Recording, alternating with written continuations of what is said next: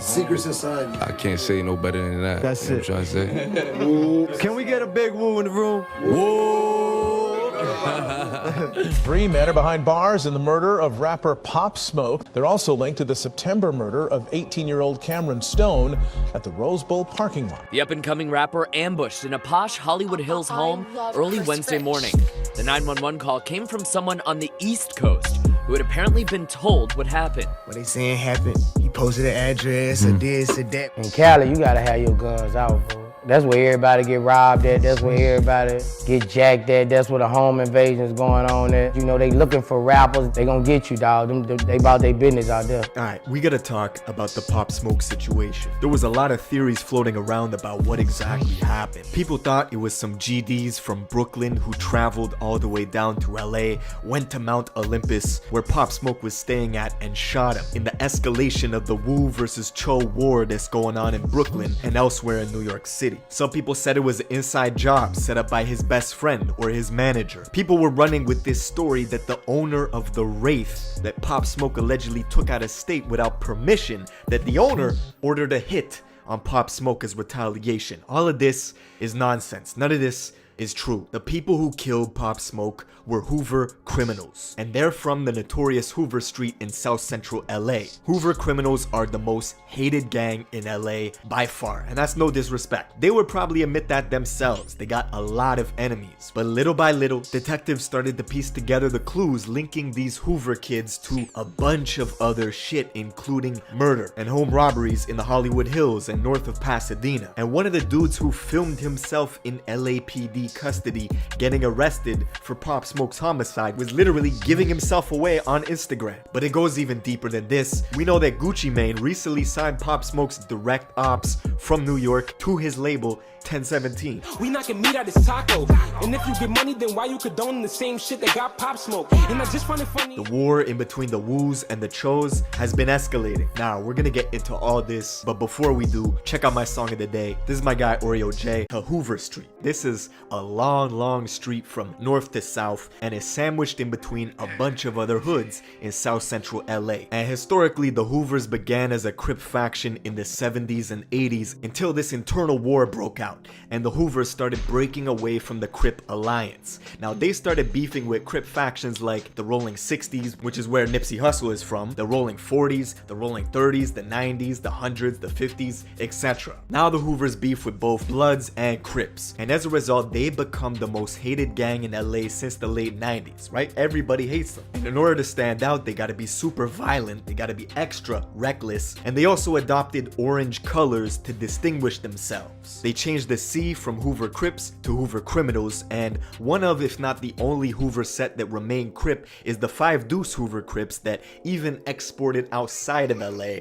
and you'll see them in places like Dallas or Houston with Maxo Cream. Now, fast forward 6 months after Pop Smoke's death. There was no leads, no witnesses, people were not talking, and Corona was effing up the investigation. The police couldn't conduct any interviews. It jammed their whole shit up. Then, all of a sudden, a week ago, the LAPD announces they got Pop Smoke's killers. And one of them, when he got arrested, filmed himself in the squad car in the interrogation room. It got posted all through social media. People found his Instagram profile. He basically doxed himself and his co-defendants. That's what happens when you put all your info out there. People find your address. And if you check out his Instagram bio, he's got all the O's crossed out. Since Hoovers beef with all the O's, like the Rolling 60s, 40s, 30s, 90s, 100s, etc. The Hoovers cross out O's in their language. That's how you know that person is Hoover. They also put K's next to B's and C's to signify blood and Crip killer. And since the Hoovers beef with almost all Crip factions,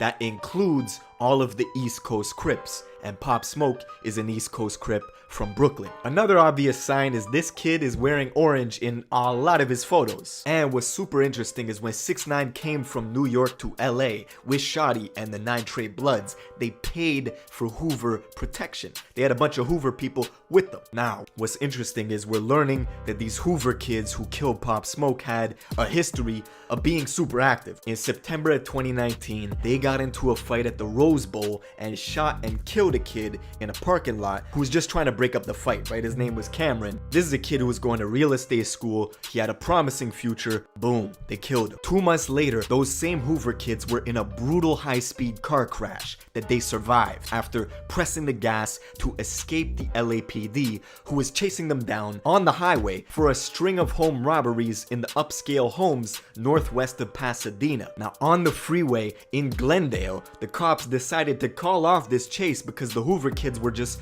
going too fast. But the kids crashed their vehicle into an off-ramp, totaled their car, and when the police got to the wreck and arrested them, they found a shit ton of stolen jewelry in the trunk. It was a classic case of flocking, or a home robbery in LA. You got celebrities like Alanis Morissette, who got $2 million worth of jewelry stolen from her home. You got Nick Young, who used to play for the Lakers, who got the same thing done to him. LAPD recently took down this burglary ring, and they had been doing high-profile robberies. They also found a paper with a bunch of addresses and floor layouts on it. Some of their next targets were LeBron James, Matt Damon, Rihanna, and of course the gang. What did they use? They used social media to monitor when celebrities were away from their homes. They ransacked this LA Rams player's mansion while he was playing a game against the Vikings, right? They wait for you to leave, and they just infiltrate that shit. And these home robberies are a big source of revenue for a lot of gangs out of South Central LA. You look at the geography. Just to the west of all the hoods in South Central LA, it's the rich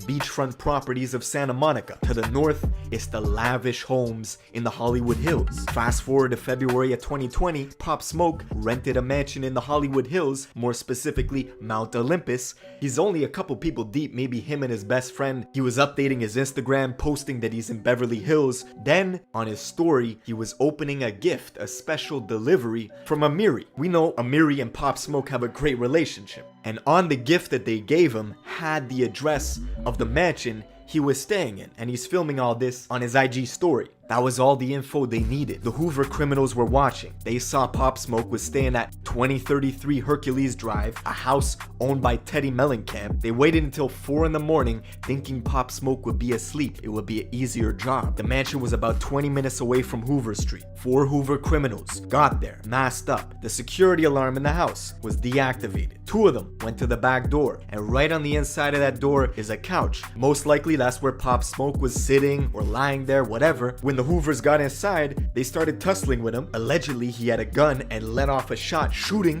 one of them, and that's when the other one let off 2 shots in his torso, and Pop Smoke let out and died. We do know that the shooters then fled on foot, right? Somebody in New York called the police. That's how quick the news spread, and for 6 months, it looked like the case was gonna go unsolved. But the LAPD were knocking on doors, getting video footage from civilians and businesses in the area, and they tracked the suspects all the way back to Hoover Street, where they arrested 5 people, 2 of which are still under the age of 17. Now that shit was tragic. Rest in peace to Pop Smoke, but we gotta talk about Brooklyn, cause the music is heating up. We know that Bobby Shmurda and Rowdy, they're coming back home hopefully December or earlier. They're GS9, which is woo. You know that Fabio is making waves, doing proud for Pop Smoke, except just like in Chicago, you can't mention Chief Keef without talking about Lil Jojo or FBG Duck. And it's the same in Brooklyn. On one side is the Woos, and on the other side is the Chos. Pop Smoke's direct rival just got signed to Gucci Mane, and this is a guy by the name of Coach the Ghost. Dope